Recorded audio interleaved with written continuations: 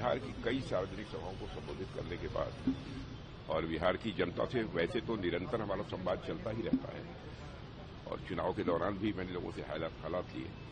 यह स्पष्ट है कि यहां पर एनडीए की 2/3 मेजॉरिटी से सरकार बनने जा रही है। सर, आप लगातार जनसभा को संबोधित करते हैं।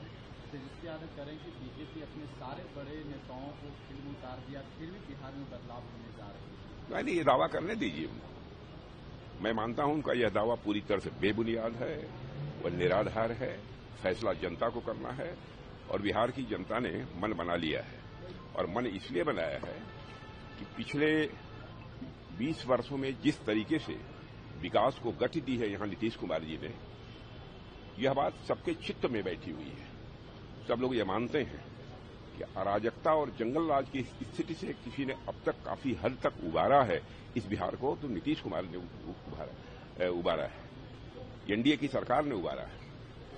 और आगे भी इस काम को आगे बढ़ाने का कोई काम कर सकता है और पूरे भारत में ही नहीं बल्कि अंतर्राष्ट्रीय जगत में बिहार की प्रतिष्ठा को बढ़ाने का काम यदि कोई कर सकता है तो वो एनडीए की सरकार ही कर सकती है। दावे भी कर रहे हैं सर, महिलाओं को पैसे देने की बात कर रहे हैं कि 1 साल में 30,000 उनके अकाउंट में डाल दिए जाएंगे अगर हमारी सरकार। देखिए, इस प्रकार के प्रलोभन उन्होंने पहले भी लोगों को दिए हैं, वादे बहुत किए हैं, लेकिन वादों को आंशिक रूप से भी आरजेडी की गवर्नमेंट ने कभी पूरा नहीं किया है, चाहे आरजेडी की गवर्नमेंट रही हो अथवा आरजेडी कांग्रेस की रही हो।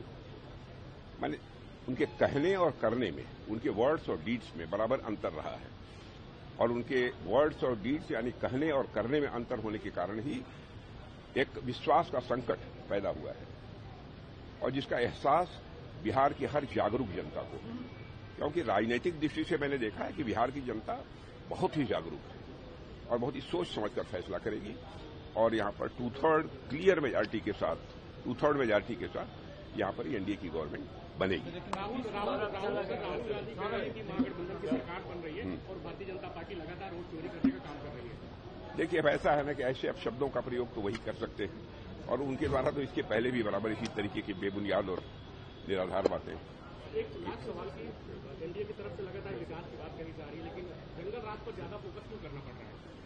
देखिए, ऐसा है, विकास तो हुआ है, इस सच्चाई को कोई नकार नहीं सकता है।